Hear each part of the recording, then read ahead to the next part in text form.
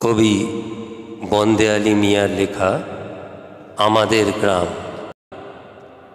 আমাদের ছোট গাঁয়ে ছোট ছোট ঘর, থাকি সেথা সবে মিলে নাহি কেউ পর।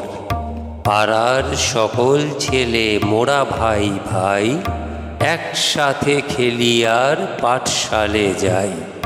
হিংসা ও মারামারি কভু নাহি করি, পিতা মাতা গুরুজনে সদা মোরা ডরি। আমাদের ছোট গ্রাম মায়ের সমান, আলো দিয়ে বায়ু দিয়ে বাঁচায়েছে প্রাণ। মাঠ ভরা ধান আর জল ভরা দিঘি, চাঁদের কিরণ লেগে করে ঝিকিমিকি।